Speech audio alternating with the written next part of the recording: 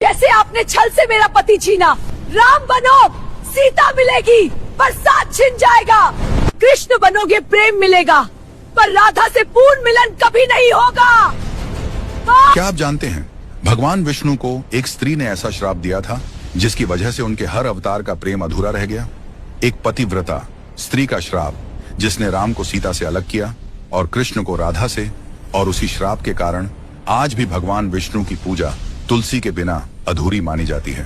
रुकिए, क्योंकि यह कहानी सिर्फ श्राप की नहीं, यह एक स्त्री के टूटे विश्वास, दर्द और दिव्य शक्ति की कहानी है। सृष्टि का समय था, असुरों का अत्याचार बढ़ चुका था। उनमें सबसे शक्तिशाली था जलंधर। जलंधर को अजय बनाती थी उसकी पत्नी वृंदा की पतिव्रता शक्ति। वृंदा का तप, उसकी अटूट श्रद्धा उसके पति के चारों ओर एक दिव्य कवच बनाकर खड़ी थी। देवता युद्ध में हारने लगे, स्वर्ग डगमगाने लगा। तब सभी देवता पहुंचे भगवान विष्णु के पास। भगवान जानते थे जब तक वृंदा की पतिव्रता भंग नहीं होगी जलंधर का अंत संभव नहीं। धर्म की रक्षा के लिए उन्होंने एक कठोर निर्णय लिया।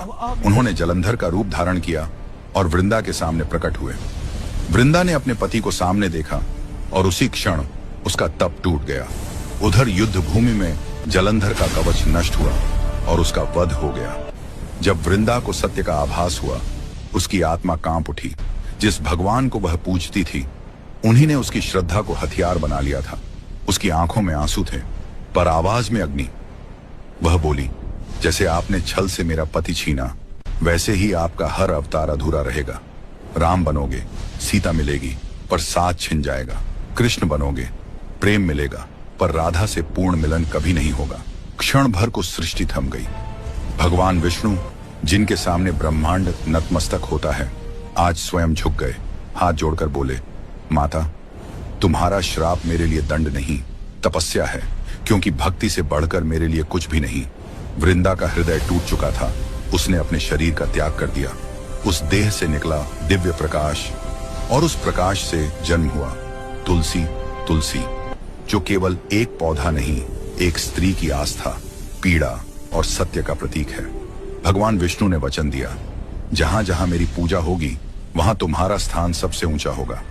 तुम्हारे बिना मेरी आराधना अधूरी रहेगी। इसीलिए आज भी भगवान विष्णु की पूजा तुलसी के बिना पूर्ण नहीं मानी जाती। और शायद इसीलिए उनके हर अवतार में प्रेम तो मिला पर पूर्ण मिलन नहीं। तो कमेंट में लिखिए, जय मां तुलसी।